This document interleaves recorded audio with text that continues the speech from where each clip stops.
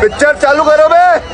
Video शुरू करने से पहले यहाँ एक चीज मैं साफ कर दूं, इससे पहले कि कुछ लोग रोएं कि बार बार सरकार को क्यों बीच में लाते हो, हमारे पापा की इसमें क्या गलती है। नरेंद्र मोदी वही हैं जो नाले से निकलने वाली गैस से चाय बनाने की बात करते हैं। कहते हैं कि पसीने से मुंह पोंछ लेता था तो ग्लो आ जाती थी। कभी ये क्लाइमेट चेंज को डिनाई करते हैं कि गर्मी नहीं बढ़ रही बल्कि हमारी गर्मी सहने की शक्ति कम हो रही है। अच्छा, तो कभी ये बादलों से रेडार का सिग्नल रोकने की बात करते हैं। लेकिन मैंने कहा इतने क्लाउड है, बारिश हो रही है, तो एक बेनिफिट है कि हम राडार से बच सकते हैं।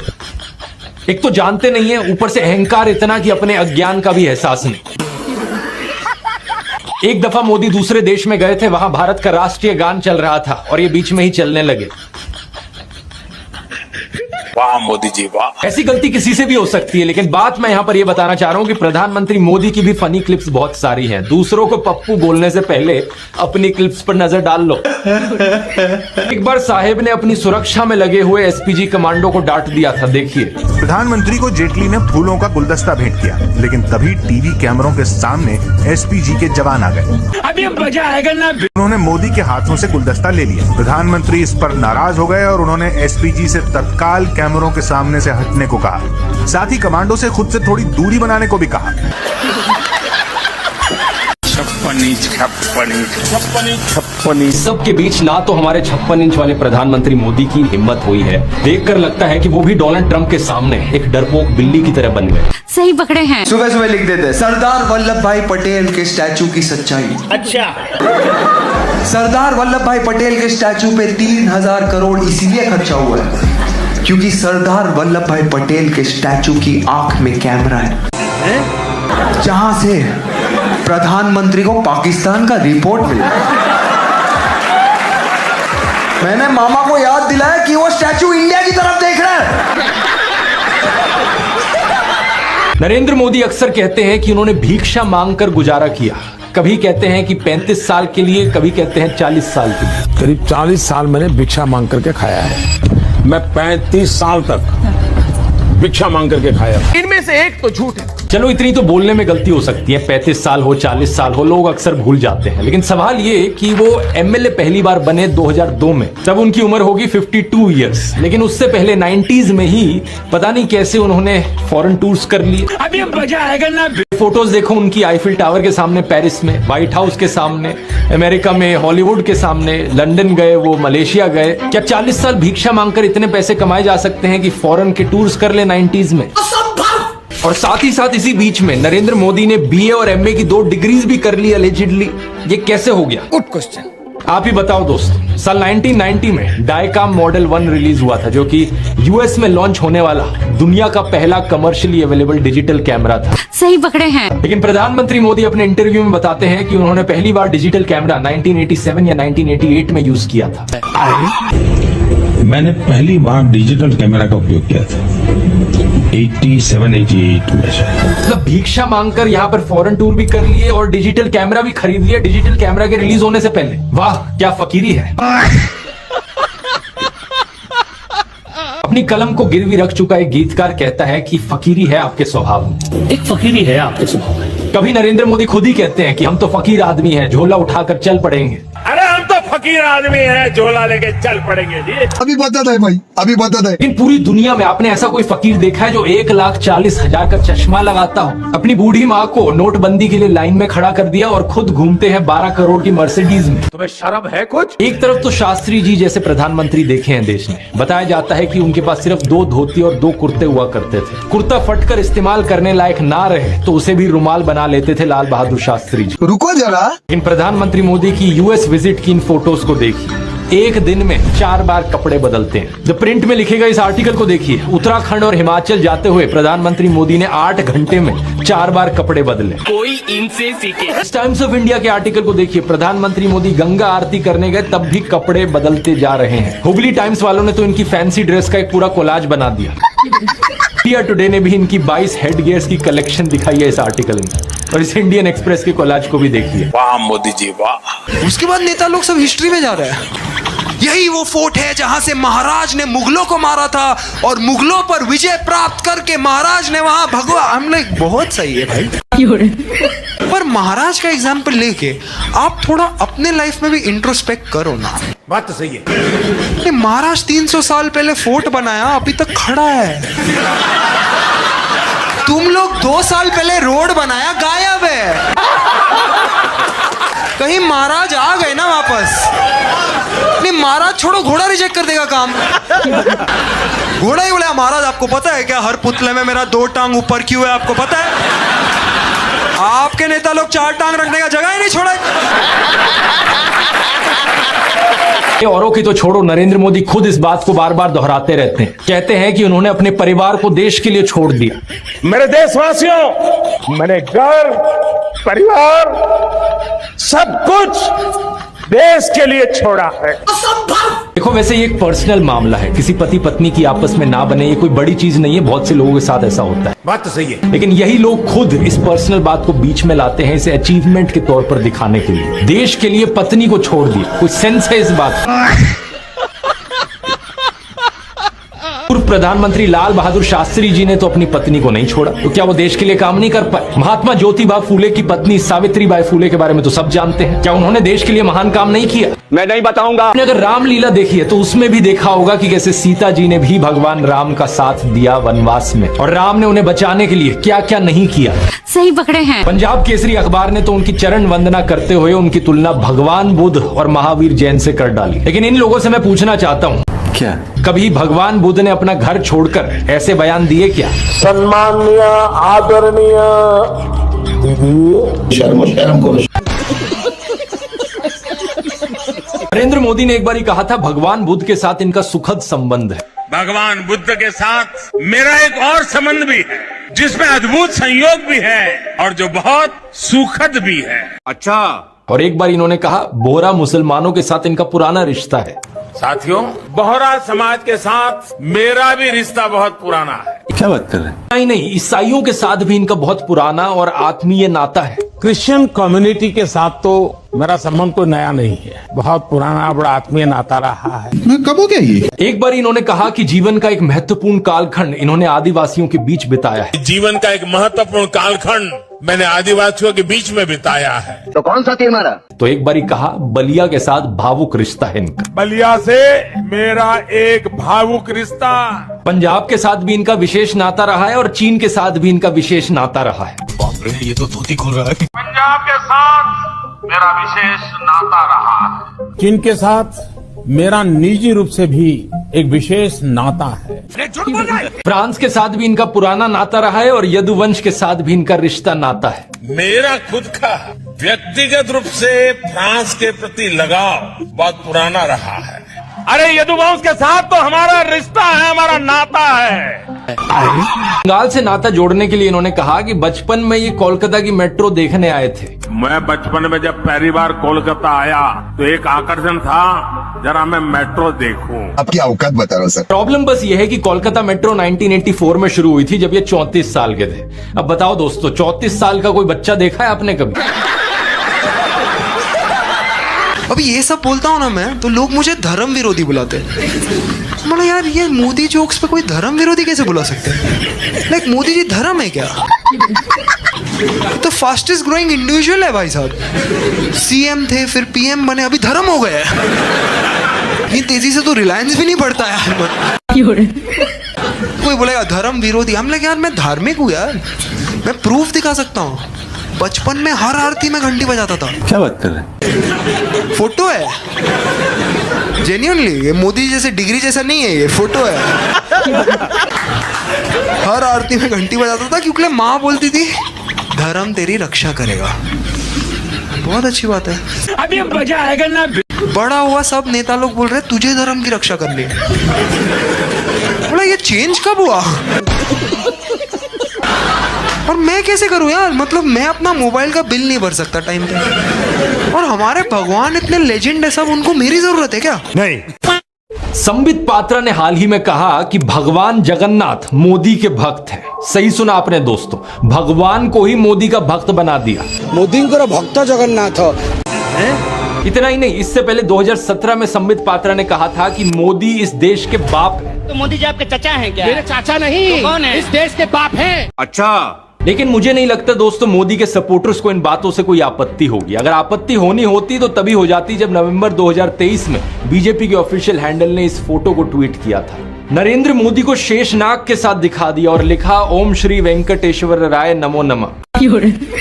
आपत्ति होनी होती तो तभी हो जाती जब बीजेपी कर्नाटका ने इस फोटो को ट्वीट किया था और बीजेपी नेता शोभा करंदलाजे ने इस फोटो को ट्वीट किया था जिसमें नरेंद्र मोदी को भगवान राम से भी बड़ा दिखा दिया। तुम्हें शर्म है कुछ?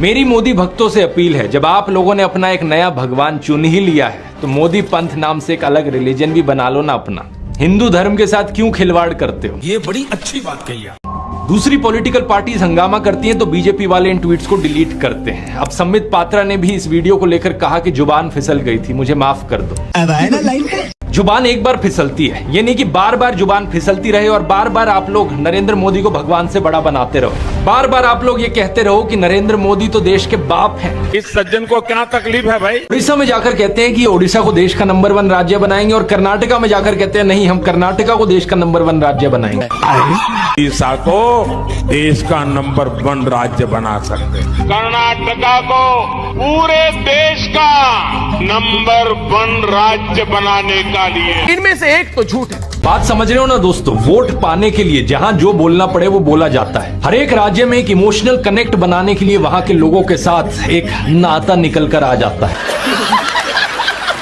पूरे देश में यही स्ट्रैटेजी चलाई जाती है। लेकिन कहानी में अब ट्विस्ट देखिए, बिहार में समीकरण कुछ और थे तो वहां मोदी शांति दूत बन गए। ये बोलने लगे कि मैं देश को धर्म के नाम पर नहीं बंटने दूंगा।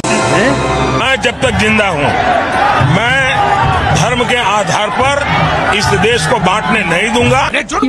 और 14 मई को तो इंटरव्यू में ये तक कह डाला कि जिस दिन मैं हिंदू मुस्लिम करूंगा उस दिन मैं सार्वजनिक जीवन में रहने के योग्य नहीं रहूंगा। मैं जिस दिन हिंदू मुसलमान करूंगा ना उस दिन मैं सार्वजनिक जीवन में रहने योग्य नहीं रहूंगा। मैं हिंदू मुसलमान नहीं करूंगा, ये मेरा संकल्प है, ये तक कह डाला। और मैं हिंदू मुसलमान नहीं करूंगा, ये मेरा संकल्प है। आप में से कुछ लोग ये देखकर कंफ्यूज हो रहे होंगे, यार ये कैसे हो सकता है? मोदी कॉम्युनल है या सेक्युलर है या फिर इन्हें अब कोई स्प्लिट पर्सनालिटी डिसऑर्डर हो गया है? ऐसा नहीं है, इनके ये 2 चेहरे हमेशा से ही रहे हैं। बात तो सही है। 2014 के इस ट्वीट को देखिए, सेक्युलरिज्म हमारे खून में है, नरेंद्र मोदी कह रहे हैं। इस सज्जन को क्या तकलीफ है भाई? इनके आईटी सेल वाले मेरे ऊपर सवाल उठाते हैं कि कोई पार्टी मुझे पे कर रही है इसलिए मैं वीडियोस बनाता हूं। अरे बेवकूफो, अगर किसी पार्टी को पे करना होता ना मुझे, मैं सबसे पहले बीजेपी के पास जाता।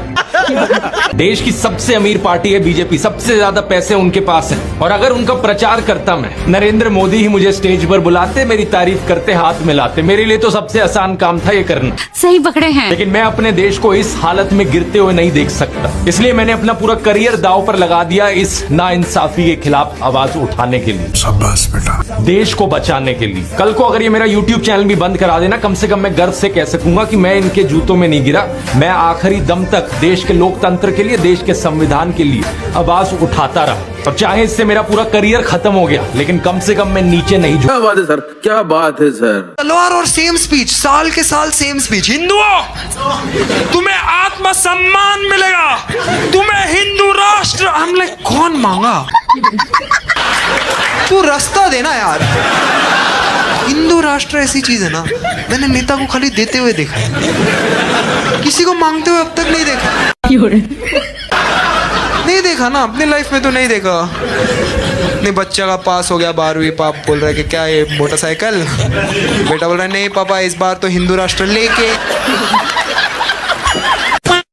देश के इतिहास में दोस्तों बहुत से प्रधानमंत्री आए हैं और गए, लेकिन इतनी अजीबोगरीब बातें आज तक किसी प्रधानमंत्री ने नहीं करी। ये जो गोल्ड है बहनों का, गोल्ड ले लेंगे। अच्छा, कभी कहते हैं कांग्रेस आपका मंगलसूत्र छीन ले जाएगी, तो कभी कहते हैं मटन बनाकर कांग्रेस मौज कर रही है। मटन बनाने का मौज ले रहे हैं क्या?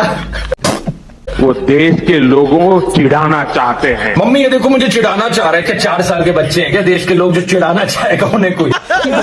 आज से कुछ दिन पहले गुजरात में कह रहे थे कि अगर आपके पास 2 भैंस है तो कांग्रेस आपकी 1 भैंस छीन कर ले जाएगी। मजाक नहीं कर रहे, देख लो। मतलब कुछ भी जो मन में आ रहा है बोले जा रहे हो। और भैंसों की इतनी फिक्र है तो देश की सबसे बड़ी बीफ कंपनी से क्यों चंदा लेते हो करोड़ों का? इस सज्जन को क्या तकलीफ है भाई? आज अपने भाषण में कहते हैं कि नवीन पटनायक ओडिशा के जिलों के कैपिटल कैपिटल के नाम नहीं बता सकते। आप उड़ीसा के जिलों के नाम बोलिए और जिलों के कैपिटल के नाम बोलिए। बताओ भाई, जिलों के कब से कैपिटल होने लग गए? एक सजायाफ्ता। थोड़ा सोच समझ के बोल लो। देश के प्रधानमंत्री ऐसी उठपटांग चीजें बोलेंगे तो सोचो कि जो प्राइम मिनिस्टर की एक रेपुटेशन होती है उसे बिल्कुल मिट्टी में गिराए जा रहे हो आप। नरेंद्र मोदी खुद को गंगा पुत्र कहा करते थे, तो अब नमामि गंगे के नाम पर वोट क्यों नहीं मांग रहे? क्यों नहीं मांग रहे वोट काम पर? Good question. ये मेक इन इंडिया का शेर याद है दोस्तों? अब तो ये शेर कहीं नहीं दिखाई देता किसी चुनावी पोस्टर पर। Make in India, made in India, आदर्श गांव, smart city, bullet train, 15 lakh, skill India, Mudra loan, look east policy, करोड़ों रोजगार, नारी शक्ति, बेटी बचाओ बेटी पढ़ाओ, कोरोना, अग्निवीर। अरे कुछ तो ऐसा होगा जिसके दम पर चुनाव लड़ सको। इस सज्जन को क्या तकलीफ है भाई? अभी बता दे भाई। राहुल गांधी ने तो नरेंद्र मोदी को ओपन डिबेट के लिए भी चैलेंज कर दिया है। इतना अच्छा मौका है कि राहुल गांधी के साथ 1-on-1 डिबेट करें और बता दे लोगों को, देश की जनता को दिखा दें कि इन्होंने 10 साल में कितना काम किया। नहीं, मुझे मजाक नहीं उड़वाना अपनी चीज का। लेकिन ना तो इन्होंने कोई प्रेस कॉन्फ्रेंस करी इन 10 सालों में, ना कोई अनस्क्रिप्टेड इंटरव्यू किया जिसमें कोई खुलकर सवाल पूछ सके इनसे। तो कहां से इनमें हिम्मत होगी एक डिबेट करने की? बस हवा निकल गई। एक रैली में उन्होंने खड़े खड़े बोल दिया, हम तो फकीर आदमी है जी, झोला उठा के चल पड़े। अरे हम तो फकीर आदमी हैं, झोला लेके चल पड़ेंगे जी। अभी मजा आएगा ना। 28 गाड़ी का कॉन्वॉय है, पीछे LED स्क्रीन लगा है, 10 लाख का सूट पहन के 1 लाख लोगों को अपनी बात बता रहे और आप फकीर आदमी, तो फिर हम कौन भाई?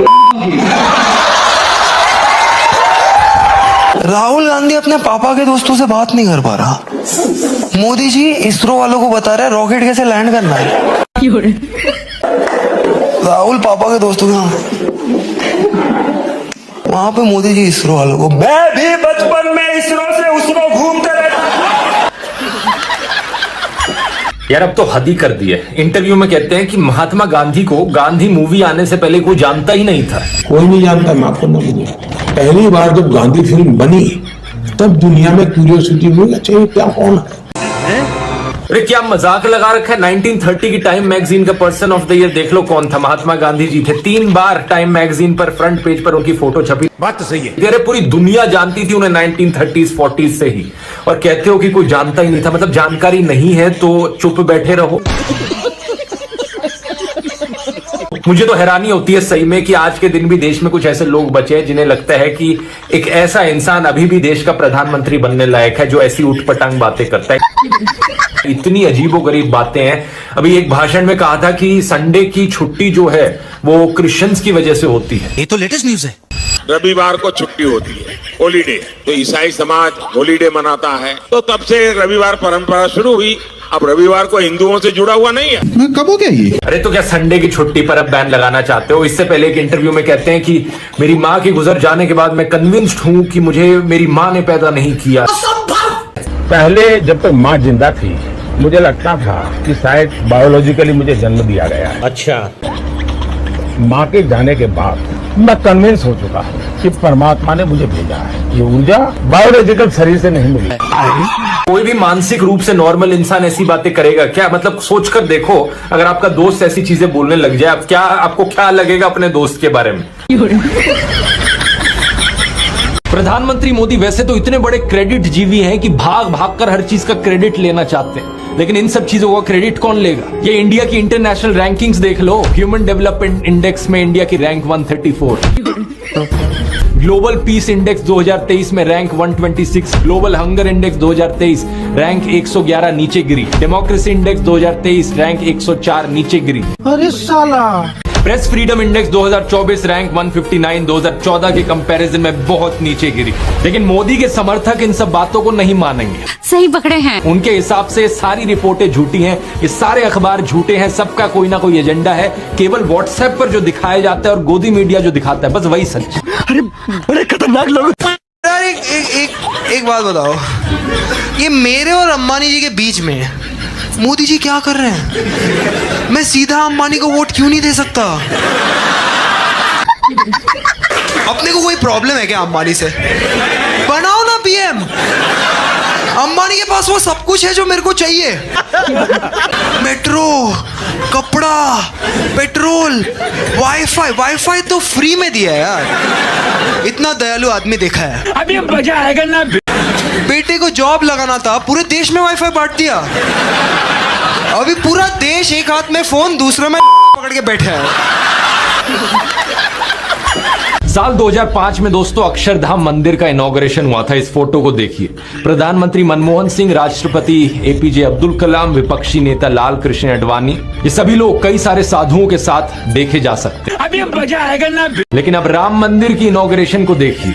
कौन दिख रहा है यहाँ पर? सिर्फ एक अकेले नरेंद्र मोदी। सिक्योरिटी वालों को भी दूर कर दिया।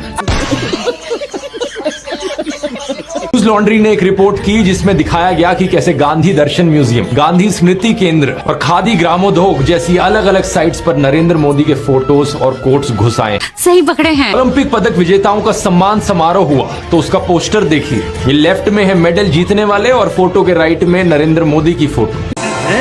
सरकारी स्कीम से लेकर सड़कों और अस्पतालों के नाम नरेंद्र मोदी के नाम पर है। नमो किसान सम्मान दिवस, नमो फ्री डायलिसिस सेंटर, नमो डे केयर सेंटर, नमो mobile health care units, Narendra Modi medical college, Narendra Modi मार्ग, वाह मोदी जी वाह। मोदी आवास घरकुल योजना। 2013 में बत्तखों के साथ फोटोशूट। कभी मोर को दाना खिलाने का वीडियो बन रहा है, कभी मॉर्निंग एक्सरसाइज का वीडियो बन रहा है, तो कभी बीच वाला फोटोशूट, जिम वाला फोटोशूट, जंगली सफारी करते हुए फोटोशूट, फोटो खींचते हुए फोटोशूट।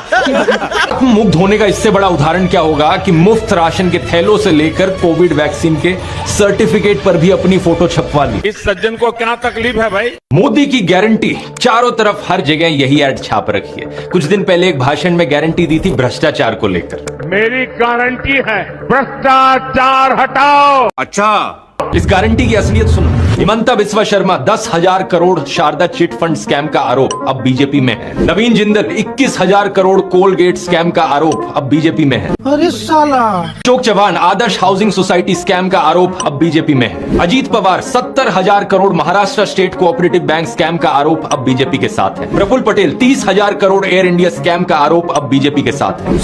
ये तो धोती खोल रहा है। हिंदू Adhikari 10,000 crore Saradha chit fund scam का आरोप अब बीजेपी में है। 2014 से 25 ऐसे ऑपोजिशन लीडर्स हैं जिन पर करप्शन के आरोप लगे थे और अब उन्होंने बीजेपी ज्वाइन कर ली। बड़े बड़े भ्रष्टाचारी आज सलाखों के पीछे हैं। सच्चा बात यह है कि सारे भ्रष्टाचारी आज के दिन बीजेपी के अंदर है और जो नेता सलाखों के पीछे हैं वो तो वो लोग हैं जिन्होंने बीजेपी ज्वाइन करने से इनकार कर दिया। क्या बात है सर, क्या बात है सर। माँ घर पे मेरे को बोल रही है बेटा हिंदू खतरे में। मैं माँ को बोल रहा हूँ नहीं माँ लॉजिक खतरे में है। हिंदू दाल पकवान खा रहा है यहाँ पे।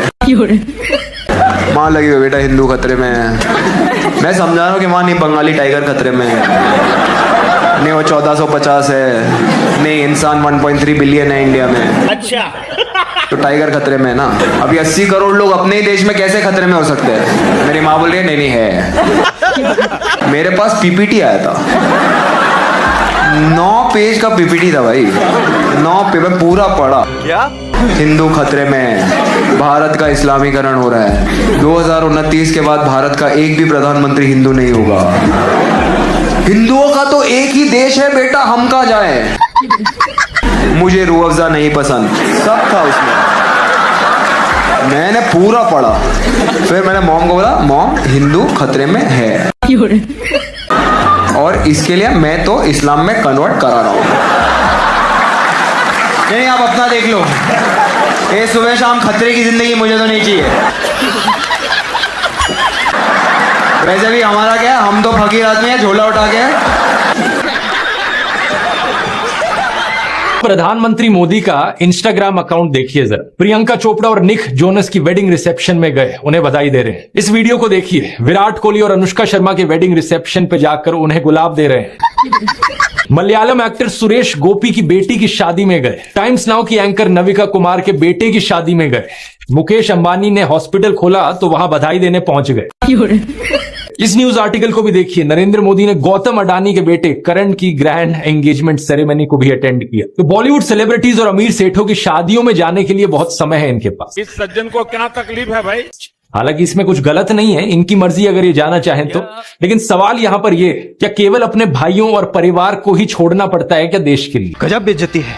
एबीसी के इस आर्टिकल को देखिए। अवनी दास रिपोर्ट करती हैं कि अक्टूबर 2023 में मोदी परिवार उनके भतीजे की शादी के लिए इकट्ठा हो रहा था, लेकिन एक इंसान वहां से गायब थे, नरेंद्र मोदी।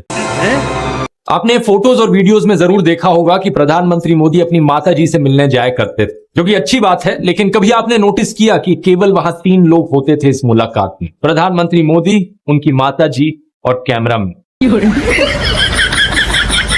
मैं फिर से कहूंगा, ये प्रधानमंत्री मोदी का अपना पर्सनल मैटर है। अगर वो बॉलीवुड, अडानी अंबानी जैसे दोस्तों के साथ ताल्लुक रखना चाहते हैं और अपने परिवार के साथ नहीं, उनकी मर्जी। ये बड़ी अच्छी बात कही है। मुझे प्रॉब्लम इस बात से नहीं है, प्रॉब्लम इस बात से है कि इसे अचीवमेंट की तरह क्यों दिखाया जाता है कि मैंने अपना परिवार छोड़ दिया, देखो मैं कितना महान हूं। ये कोई अचीवमेंट होती है क्या? इसका साइड इफेक्ट ये हुआ है कि बहुत से हिंदू युवा ब्रेन वॉश हो गए हैं। होना ये चाहिए कि वो अच्छे से पढ़ लिख कर कुछ बने, काम धंधा करे, कुछ कमाए और अपने माँ बाप की सेवा करे। सही पकड़े हैं। लेकिन नहीं, कुछ यूथ की क्या हालत हो गई है कि वो हाथों में तलवार लेकर मस्जिदों के सामने घूम रहे हैं। उन्हें भी अपने परिवार से, अपने माँ बाप से कोई मतलब नहीं। शर्म करो शर्म। मोदी जी किधर इंटरनेशनल क्रिकेट मैच देखने कभी चले गए ना, मेरी वहीं फट लेगी। तो पता नहीं ना, मतलब इंडिया किधर ट्रिकी पोजीशन में आ गया तो भक्त उन्हें ना भेज दे बैटिंग पे।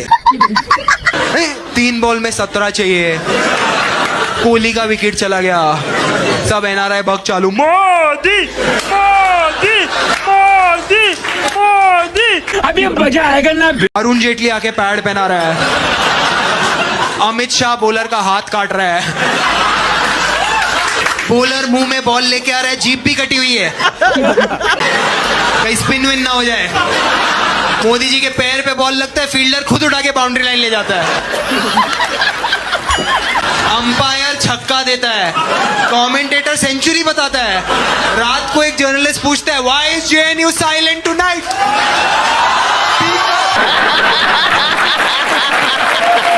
और ये कहते हैं कि डंका बज रहा है दुनिया में भारत का। असलियत में दोस्तों, ये डंका सिर्फ व्हाट्सएप और गोदी मीडिया के चैनलों पर बज रहा है। फेक तस्वीरें फैलाई जाती हैं। ये देखो, न्यूयॉर्क टाइम्स ने नरेंद्र मोदी का फोटो फ्रंट पेज पर छापा है और उन्हें दुनिया की आखिरी उम्मीद कहा है। अच्छा।